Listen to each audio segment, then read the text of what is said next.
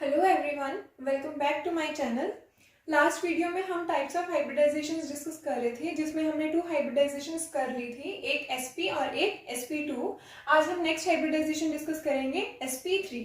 तो हमने कुछ फॉर्मूलाज डिस्कस किए थे, x जिससे हम टाइप ऑफ हाइब्रिडाइजेशन निकालते थे, और फिर नंबर ऑफ लोन पेयर्स निकालते थे और नंबर ऑफ बॉन्ड पेयर्स निकालते थे। तो फिर से हम इन्हीं को यूज करेंगे, इनको आप रिकैप कर लेना, फिर आगे स्टार्ट करना। तो थर्ड हाइब्रिडाइजेशन हमारे पास कौन सी आती है? sp3। तो इसमें हमें देख के पता लगता है कि हमारे पास 4 एटॉमिक ऑर्बिटल्स आपस में कंबाइन हो रहे हैं। कौन कौन से? एक s और 3 p ऑर्बिटल्स। और हमें पता है कि p के 3 ऑर्बिटल्स होते हैं, px, py और pz। तो तीनों इसमें कंबाइन होके sp3 हाइब्रिडाइजेशन बनाते हैं। ठीक है, तो इसकी हम एक एग्जांपल लेते हैं, मीथेन CH4, जो हमने सबसे फर्स्ट जहां से हाइब्रिडाइजेशन स्टार्ट होती है उसको लेके डिस्कस किया था। तो ये याद रखना कि sp3 में ना 3 टाइप्स की है हाइब्रिडाइजेशंस आगे। तो इसको जो मीथेन है ये फर्स्ट टाइप है। ये टाइप कौन सी है? जिसमें हमारे पास सभी के सभी बॉन्ड पेयर्स प्रेजेंट है। तो सबसे पहले हम इसकी x की वैल्यू निकालेंगे। मीथेन के लिए x की वैल्यू क्या होगी? Half of valence electrons, carbon central atom है, इसके वैलेंस इलेक्ट्रॉन्स कितने होंगे हमारे पास? 4। m से क्या था? Monovalent atoms. तो जो हाइड्रोजन है हमारे पास, इसके पास कितने होते हैं? 4 मोनोवेलेंट एटम्स हो गए। और हमारे पास कोई भी चार्ज नहीं है मीथेन के ऊपर, केटायन है ना एनायन है, न्यूट्रल है ना, तो बाकी हमारे पास क्या आ जाएगा? 0 आ जाएगा। तो x की वैल्यू कितनी आ गई? 8 डिवाइडेड बाई 2, 4। तो हमें इससे फिर से पता लग गया कि हमारे पास 4 एटॉमिक ऑर्बिटल्स कंबाइन होके 4 हाइब्रिड ऑर्बिटल्स बना रहे हैं। ठीक है, नेक्स्ट अब हम अगर आप लोन पेयर निकालने की कोशिश करोगे तो लोन पेयर्स कितने आएंगे? x कितना है हमारे पास? 4 माइनस मोनोवेलेंट एटम्स कितने हैं हमारे पास? 4। और डाइवेलेंट एटम्स कोई भी नहीं है, तो लोन पेयर्स हमारे पास कितने आ गए? 0। और बॉन्ड पेयर्स कितने आएंगे? x हमारे पास कितना था? 4 माइनस लोन पेयर्स कितने हैं? 0। तो इसका मतलब हमारे पास सभी के सभी क्या है? बॉन्ड पेयर्स ही प्रेजेंट है। अब अगर आप कार्बन की इलेक्ट्रॉनिक कॉन्फ़िगरेशन से ये हाइब्रिडाइजेशन निकालने की कोशिश करोगे कौन सी हाइब्रिडाइजेशन है, तो वो हम देखते हैं। कार्बन की electronic ground state electronic configuration क्या होती है? 1s2, 2s2, 2p2। तो इसको हमने फिर से याद रखना, हाइब्रिडाइजेशन में सिर्फ वैलेंस इलेक्ट्रॉन्स ही पार्टिसिपेट करते हैं। तो 2s को कैसे रिप्रेजेंट करेंगे? और 2p को 3 orbitals. According to hertz rule हमारे पास दोनों इलेक्ट्रॉन्स क्या है? पहले सिंगली फिल करेंगे ऑर्बिटल्स को। तो अब हमारे पास फिर से क्या है कि जो x है वो 4 है, तो हमारे पास 4 ऑर्बिटल्स की रिक्वायरमेंट है। और हमें पता है कि 4 हाइड्रोजन ने बॉन्ड बनाना है, तो हम एक 2s में से एक इलेक्ट्रॉन को एक्साइट करवा के क्या करेंगे? 2p में सेंड कर देंगे। तो एक्साइटेड स्टेट इलेक्ट्रॉनिक कॉन्फ़िगरेशन क्या बनेगी? कार्बन की 2s में 1 आ जाएगा, 2p में 3। ओके, तो ये हमारे पास एक्साइटेड स्टेट इलेक्ट्रॉनिक कॉन्फ़िगरेशन बन गई कार्बन की। अब नेक्स्ट हम इससे क्या पता करेंगे कि एक s और तीनों p ऑर्बिटल्स हमारे हाइब्रिडाइजेशन में बनाने में हेल्प कर रहे हैं, तो इसको हम क्या बोलेंगे? sp3। ठीक है, तो जब हमारे पास x क्या होगा? 4 होगा, तो हमारे पास हाइब्रिडाइजेशन क्या आनी चाहिए? sp3। ठीक है, अब फिर से हमने क्या बॉन्ड्स शो करने हैं, तो हमारे पास 3D में मैक्सिमम डिस्टेंस पे होने चाहिए ताकि वो मिनिमम रिपल्शन दे। तो हमारे पास ये क्या बनेगा? ये हमारे पास मीथेन टेट्राहेड्रल ज्योमेट्री में आता है। टेट्राहेड्रल, अभी इसको ये मत देखना कि ये कैसे बना है, ये आप मान के चल सकते हो कि कुछ इस वे में आएगा, मतलब एक इस डायरेक्शन में, एक इस डायरेक्शन में, एक थर्ड डायरेक्शन में और एक फोर्थ डायरेक्शन में। तो 3D में हम मीथेन को रिप्रेजेंट करते हैं। तो हमारे पास इसमें हमारे पास बॉन्ड एंगल क्या होता है? 109। ठीक है, मीथेन का बॉन्ड एंगल हमने क्या पढ़ा था, दो स्टिक्स मान के चलो बॉन्ड्स को, उनके बीच में जो हमारे पास एंगल होगा वो हमारे पास क्या होगा, बॉन्ड एंगल। तो हमारे पास इसकी ज्योमेट्री क्या हो गई, टेट्राहेड्रल, और शेप हमारे पास क्या हो गई, कोई भी लोन पेयर प्रेजेंट नहीं है तो शेप और ज्योमेट्री इसमें क्या होगी, सेम होगी, टेट्राहेड्रल। और जो बॉन्ड एंगल है वो हमारे पास क्या आ गया, 109 डिग्रीज। ठीक है, तो ये हमारी हो गई sp3 हाइब्रिडाइजेशन की फर्स्ट टाइप, जिसमें कि कोई भी लोन पेयर प्रेजेंट नहीं है। नेक्स्ट हम जब टाइप डिस्कस करेंगे टाइप बी, उसमें हमारे पास क्या होगा, एक लोन पेयर प्रेजेंट होना चाहिए। तो उसके हम सीधा ही एग्जांपल लेके चलते हैं, अमोनिया NH3। ठीक है, तो इसके लिए सबसे पहले आप क्या करो, x कैलकुलेट करो। x क्या होगा, half of valence electrons. Nitrogen क्या है, 15th ग्रुप का मेंबर है, तो इसके वैलेंस शेल में कितने इलेक्ट्रॉन्स होंगे, 5 इलेक्ट्रॉन्स प्रेजेंट होंगे। तो V हमारे पास क्या आ गया, 5। मोनोवेलेंट एटम्स कितने हो गए, तीनों हाइड्रोजन ही है। हाइड्रोजन हमें अब तो पता लग गया है ना कि ये मोनोवेलेंट है, इसकी वैलेंसी क्या है, 1 है। तो ये हमारे पास क्या आ गया, 3। तो 5 + 3 कितना होता है, 8। 8 डिवाइडेड बाई 2 कितना हुआ हमारे पास, 4। तो इसमें भी मैंने केटायन एनायन क्या रखा है, 0 रखा है, क्योंकि क्यों, न्यूट्रल है, ना कोई केटायनिक चार्ज है ना कोई एनायनिक चार्ज है। ठीक है, तो हमारे पास x क्या आ गया, 4। तो फिर से हमारे पास मैंने क्या बोला था, अगर x 4 होगा तो हाइब्रिडाइजेशन कौन सी होगी, sp3। sp3 हाइब्रिडाइजेशन में अब हम लोन पेयर निकालेंगे कि इसमें लोन पेयर्स कितने हैं। तो लोन पेयर्स हमारे पास कैसे आएंगे, x कितना है, 4 minus monovalent atoms. Monovalent atoms, अब ध्यान रखो इसमें क्या है, सिर्फ 3 मोनोवेलेंट एटम्स हैं, और डाइवेलेंट एटम कोई प्रेजेंट है नहीं, सिर्फ हाइड्रोजन ही है। तो हमारे पास एक लोन पेयर प्रेजेंट होगा। ठीक है, तो बॉन्ड पेयर्स कितने हुए, x minus lone pairs, x कितना है हमारे पास, 4, लोन पेयर्स कितने हैं, 1। तो 4 - 1 इज इक्वल टू 3, हमारे पास कितने आ गए, बॉन्ड पेयर्स आ गए। तो ये हमारा हुआ अमोनिया का, जो हमने अपने फॉर्मूला से डिटेक्ट किया क्या, कि इसकी sp3 हाइब्रिडाइजेशन होनी चाहिए, एक लोन पेयर होना चाहिए और 3 बॉन्ड पेयर होने चाहिए। तो ये हमें क्या करेगा, हमारे पास ज्योमेट्री और शेप को डिटेक्ट करने में हेल्प करेगा। ठीक है, तो नाइट्रोजन है इसमें, अमोनिया में सेंट्रल एटम, तो इसका हमारे पास इलेक्ट्रॉनिक कॉन्फ़िगरेशन क्या होगी, 1s2 2s2 2p3। तो इसको रिप्रेजेंट कैसे, फिर से वैलेंस इलेक्ट्रॉन्स ही लेके चलेंगे, तो कैसे रिप्रेजेंट करेंगे, 2s में 2 और 2p में 3, और वो तीनों इलेक्ट्रॉन्स फिर से अकॉर्डिंग टू हर्ट्ज रूल हर एक ऑर्बिटल में px में, py और pz में एक एक इलेक्ट्रॉन ही जाएगा हमारे पास। ठीक है, तो अब हमें ये पता है कि हमारे पास 3 हाइड्रोजन ने बॉन्ड बनाना है, तो 3 अगर हाइड्रोजन ने बॉन्ड बनाना हुआ तो हमें 3 इलेक्ट्रॉन्स चाहिए, सिंगल इलेक्ट्रॉन्स चाहिए, तो वो हमारे पास p ऑर्बिटल है ही, तो sp3 तीनों और चारों ऑर्बिटल्स कंबाइन करेंगे तो sp3 हाइब्रिडाइजेशन हमें दे देंगे। ठीक है, तो ये हमारे हो गई। अब हम इसके क्या बनाएंगे, ज्योमेट्री बनाएंगे कि ये कैसे होता है। नाइट्रोजन हमारे पास सेंट्रल एटम है, ये देखो टेट्राहेड्रल, जैसे ये मीथेन बनाया था बिल्कुल सेम बनाना है। 3 तो इसके हाइड्रोजन लगा दो, एक इस डायरेक्शन में लगा दो, एक इसमें लगा लो, एक इसमें लगा दो।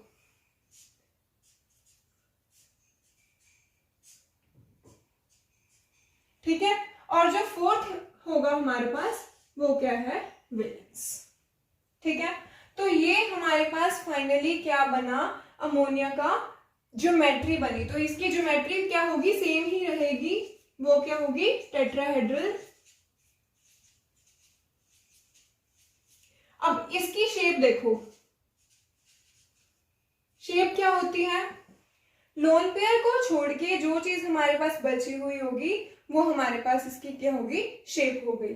ठीक है, तो ये आपको शेप देखने में कैसी लग रही है, ऐसे लग रहा है ना कुछ बना हुआ, तो इसको हम क्या बोलते हैं, पिरामिडल शेप बोलते हैं। तो अमोनिया की ज्योमेट्री क्या है, टेट्राहेड्रल है, शेप क्या है, पिरामिडल। और फाइनली इसका बॉन्ड एंगल कितना होता है, 107 डिग्रीज। ठीक है। तो इसका ये चीज आप हमेशा ध्यान रखना कि जो बॉन्ड एंगल होगा वो इसके बॉन्ड एंगल से क्या कर जाएगा, डिक्रीज कर जाएगा। तो इसका बॉन्ड एंगल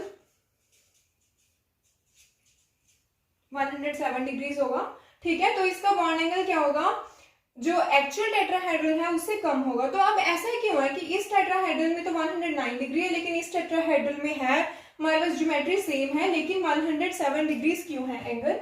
उसका रीजन होता है रिपल्शन होती है। हमने डिस्कस किया था कि जो हमारे पास बॉन्ड्स बनेंगे, जो सेंट्रल एटम है उसके साथ जितने भी बॉन्ड्स बनते हैं वो आपस में क्या करते हैं, रिपल्शंस करते हैं। तो हमें 3D में उनको ऐसे प्लेस करना है कि वो रिपल्शंस क्या होनी चाहिए, मिनिमम होनी चाहिए, ठीक है। बट अब ये देखो, इसमें जब हम अमोनिया की बात करते हैं तो सभी बॉन्ड पेयर्स तो है ही नहीं है, हमारे पास एक लोन पेयर है और बाकी 3 क्या है, बॉन्ड पेयर्स हैं। जब बॉन्ड एंगल डिफरेंट हो गया तो इसका मतलब हमें ये कहना चाह रहा है कि जो लोन पेयर है उसकी रिपल्शंस क्या है, बॉन्ड पेयर से क्या है, डिफरेंट है थोड़ी सी ना।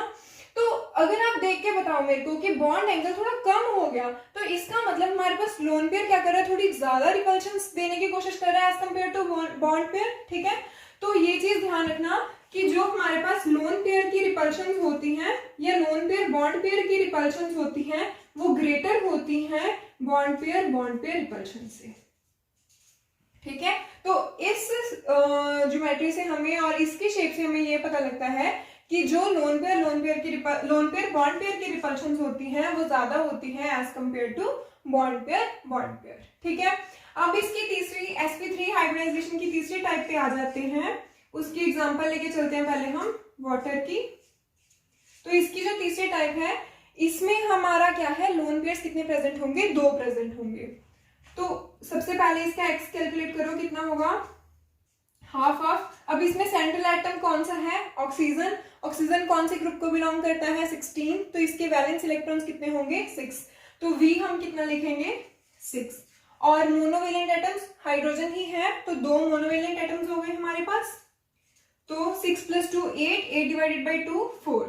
तो फिर से हमारे पास हाइब्रिडाइजेशन क्या आ गई, 4 एटॉमिक ऑर्बिटल्स कंबाइन कर रहे हैं, मतलब वो कौन सी हाइब्रिडाइजेशन होगी, sp3, ठीक है। अब लोन पेयर्स निकालो, लोन पेयर्स क्या होते हैं, x 4 माइनस मोनोवेलेंट एटम्स कितने हैं, 2 और माइनस डाइवेलेंट एटम इसमें कोई नहीं है। अब ये एक चीज ध्यान रखना, ये मत बोल देना कि ऑक्सीजन डाइवेलेंट एटम ही है तो हमने इसमें 1 क्यों नहीं लिया। इसलिए नहीं लिया क्योंकि जो ऑक्सीजन है ये सेंट्रल एटम है। सेंट्रल एटम के अलावा जो हमारे पास चाहे मोनोवेलेंट है चाहे डाइवेलेंट है उनको कंसीडर करना है। सेंट्रल एटम को तो हमने पहले ही वैलेंस इलेक्ट्रॉन्स में कंसीडर कर लिया ना, ठीक है। तो इसके अलावा जो भी मोनोवेलेंट और डाइवेलेंट होंगे उसको हमने M और D में कंसीडर करना है। तो लोन पेयर्स हमारे पास कितने हो गए, 2 और बॉन्ड पेयर्स कितने हो गए, x हमारे पास 4 था, 4 माइनस लोन पेयर्स कितने हो गए, ठीक है।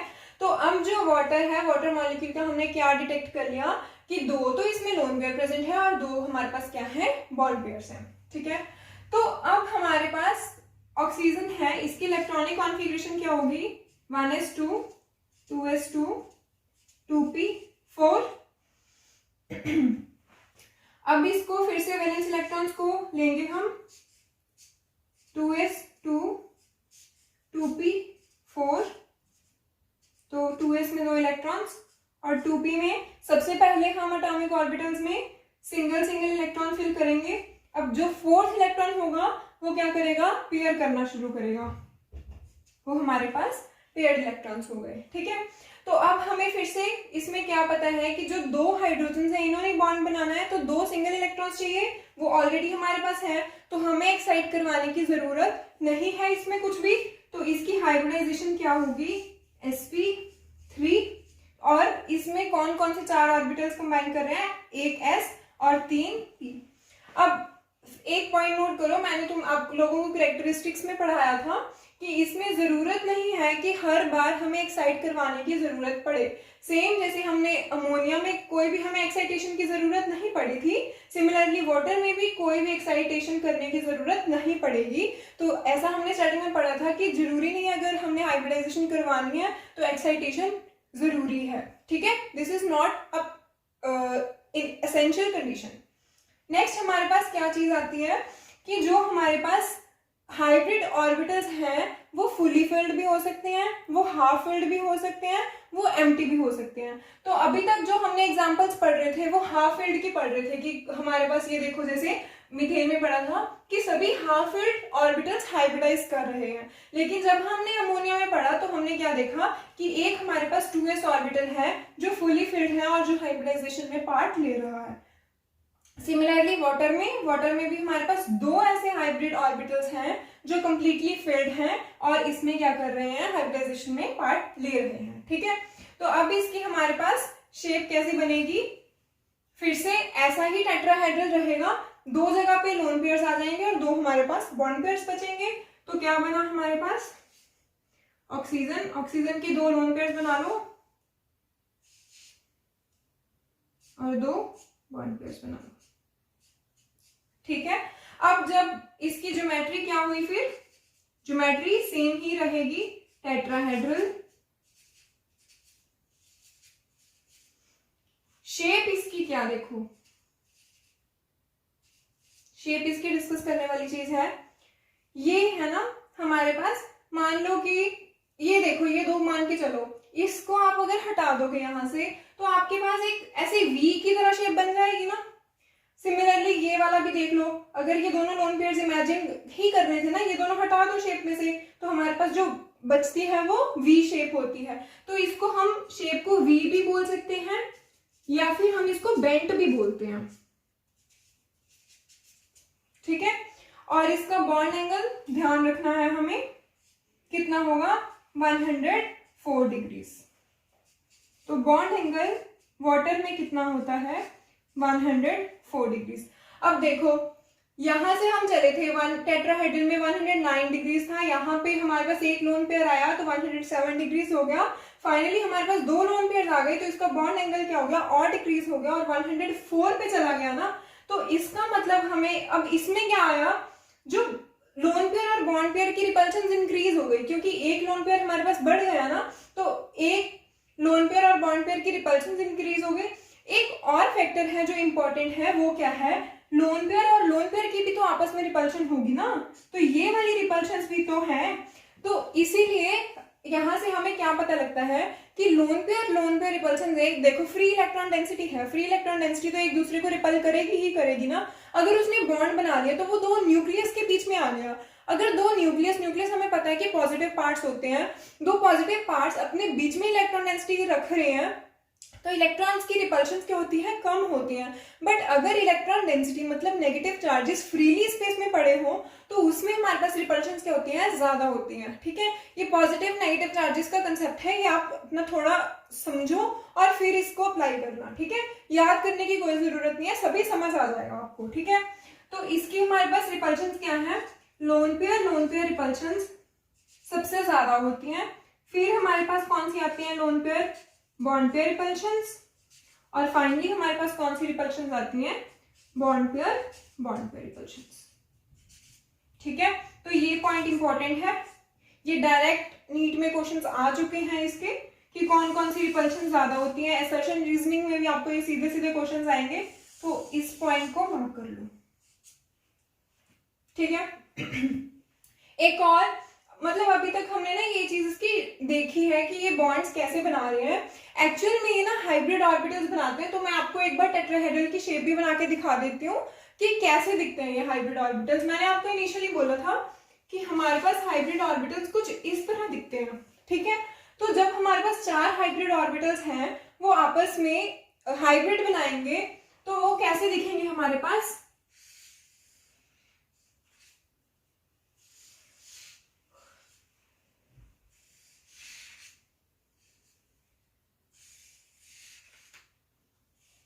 तो ये कुछ इस तरह दिखाई देते हैं। ठीक है, और ये है सिर्फ ये कार्बन है, ये याद रखना, ये हमारे पास पूरा मॉलिक्यूल नहीं है। अगर कोई आपको बोल दे कि ये मीथेन है, नहीं ये मीथेन नहीं है, ये कार्बन के ही sp3 चार हाइब्रिड ऑर्बिटल्स हैं। ये भी sp3 है, ये भी sp3 है, ये भी sp3 है और ये भी sp3 है। ठीक है, अब इसके साथ कौन आ रहे हैं, चार हाइड्रोजन आ रहे हैं। हाइड्रोजन किससे आएंगे, 1s से आएंगे। तो s ऑर्बिटल क्या होता है, स्फेरिकल होता है। तो इस तरीके से चार हाइड्रोजन आके बॉन्डिंग करते हैं, ठीक है। तो ये है हमारे पास 1s हाइड्रोजन का, ये क्या है, ये सारा कार्बन है, ये भी 1s है, ये भी 1s है और ये भी 1s है। तो ये हमारे पास क्या है, हाइब्रिड डायग्राम है, ठीक है। तो पहले मतलब जब भी आप ये चीज बनाते हो तो इस चीज को, ये तो आपको नॉर्मल ज्योमेट्री है जो आपको दिखानी पड़ेगी, बट अगर आपसे हाइब्रिड डायग्राम पूछ ले तो ये हाइब्रिड डायग्राम है किसकी, मीथेन की। तो ऐसे ही ये आपने जैसे टेट्राहेड्रल बनाया है, ऐसे ही जो ट्रायंगल प्लेनर बनाया था उसमें से ये एक लोब हटा दो तो हमारे पास कौन सी बनेगी, ट्रायंगल प्लेनर बन जाएगी। तो उसको बनाना, जब हमने लीनियर बनाना था तो दो ऑर्बिटल्स, हाइब्रिड ऑर्बिटल्स को ऐसे ऐसे यूज करके लीनियर शेप बना देना। तो इस तरीके से हमने अब क्या डिस्कस किया, sp3 हाइब्रिडाइजेशन डिस्कस करी, जो हमारे पास 3 पार्ट्स में होती है, एक विदाउट लोन पेयर, एक लोन पेयर के साथ और दूसरी 2 लोन पेयर्स के साथ। अब अगर आप लोग सोच रहे हो कि हो ये भी तो हो सकता है ना कि 3 लोन पेयर्स हो जाएं और एक बॉन्ड पेयर रह जाए, ऐसे भी तो कुछ भी हो सकता है ना कि मानो मैंने कोई मेटल एटम ले लिया कुछ भी, उसमें 3 लोन पेयर्स हो गए और एक बॉन्ड पेयर हो गया, ठीक है। ये भी तो हो सकता है हमारे पास, मतलब L की वैल्यू 3 आ जाए और बॉन्ड पेयर्स की वैल्यू 1 आ जाए। तो ये खुद सोच के देखो तुम, ये क्या मॉलिक्यूल टेट्राहेड्रल बचेगा, ठीक है। एक तो लोन पेयर की रिपल्शन जितनी हो जाएंगी, दूसरा ये मॉलिक्यूल लीनियर ही रह जाएगा, ये कोई बॉन्डिंग ही नहीं हो पाएगी। इससे बेटर वो मेटल एक ही लोन पेयर के साथ बॉन्ड बनाने की कोशिश करेगा और डायरेक्ट एक सिंगल कोवेलेंट बॉन्ड बना लेगा और अपना मॉलिक्यूल बनाने की कोशिश करेगा। तो ये पॉसिबल नहीं है कि हमारे पास 3 लोन पेयर्स आए और एक ही बॉन्ड पेयर रह जाए, ठीक है। तो गाइस नेक्स्ट हाइब्रिडाइजेशन हम नेक्स्ट वीडियो में डिस्कस करेंगे, sp3d। आज के लिए इतना ही। अगर आपको मेरी वीडियो से कुछ सीखने को मिल रहा है तो प्लीज इसको शेयर करें और मेरे चैनल को सब्सक्राइब करें ताकि मैं ऐसे ही और कंटेंट आपके लिए लेके आ सकूं। Thank you very much.